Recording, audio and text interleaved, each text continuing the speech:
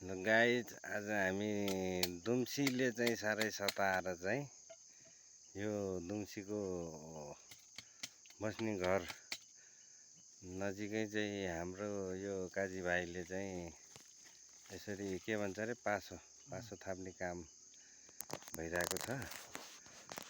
अब चाहिँ यसो पासो कसरी बनाउने भन्ने चाहिँ अब यहाँ देखाउँदैछौँ हामी। अनि पछि चाहिँ पर्यो भने फेरि परेपछि पनि तपाईँहरूलाई फेरि त्यो दुम्सी परेको के अरे सँगै हामी फेरि बसेर खाउँला है गाइस।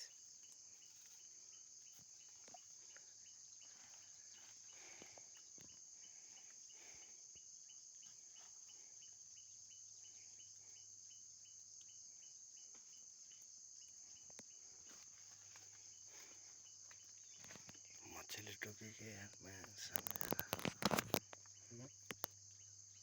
मच्छरले टोकिसक्यो। कहाँ आउँछ त झन् हात।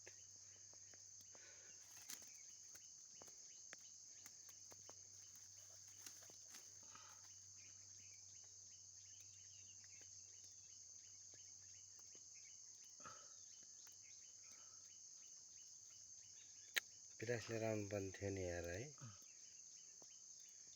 तैँले भन्नुपर्छ नि त यार पिलास। तर त्यो उस गरेर बाँध्न पाउला। त्यो माछाको बल्छी बाँध्छ नि हो त्यसरी बाँध्छ। त्यसरी बाँध्यो भने फुत्किन्न यार। त्यो गाँठोबाट डल्लोबाट निक्लिन्न तल।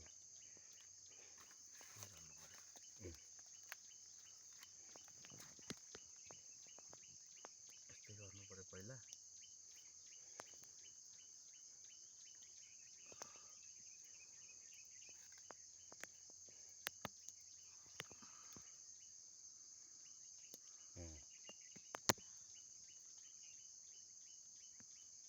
त्यसो गरेर स्वाट तान्दै त्यो गाँठोबाट तल आउँदैन कि त्यो।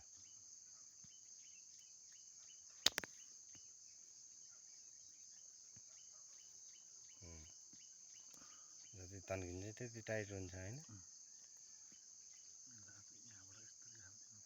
त्यसरी हालिदियो भने अझै बलियो हुन्छ।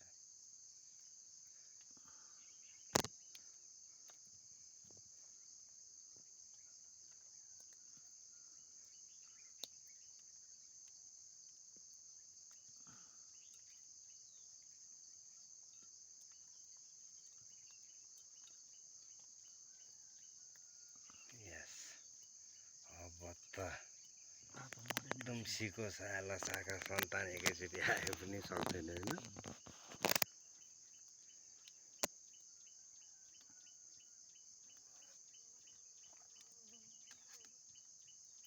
पसिना चाहिँ डेन्जर आइहाल्छ। यत्रो पसिना आएको छ यार।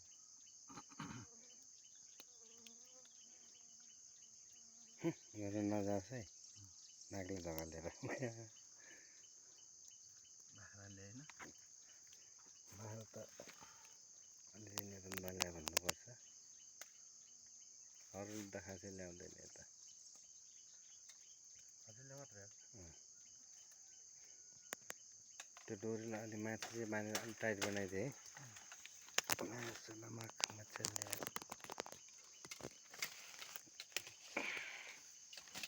गाइस अब के भने हामी खोलातिर जान पाइएको छैन अहिले। त्यही भएर आतङ्क दुम्सी छ। त्यो दुम्सीलाई चाहिँ अब पाल्न सफल भइन्छ कि भइन्न भन्ने कुरो फेरि थाहा पाइन्छ केही दिनमा। कतिको लक छ है।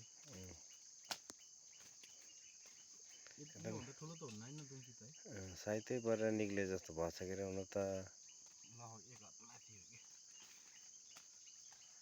यता पनि अलिअलि छेक्नुपर्छ क्या।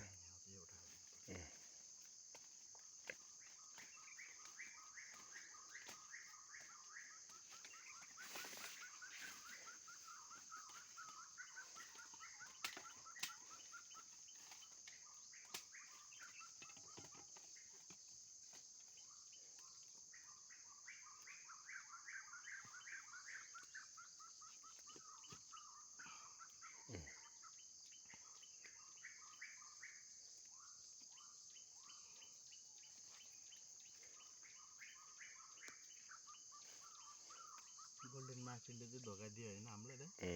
यो सिजनमा गोल्डेन माछे चाहिँ खान पाइएन। खान त खाइयो, सानो सानो खाइयो। सानो सानो भन्नाले फेरि साह्रै सानो सानो होइन है गाई। हामीले 1 किलोभन्दा फेरि ठुलो मात्रै हो, त्योभन्दा ठुलो हामीले फेरि खाँदैन नि। हामी रिलिज गरिदिन्छ। नभए त्यहाँ हाम्रो भिडियो हेर्नु होला।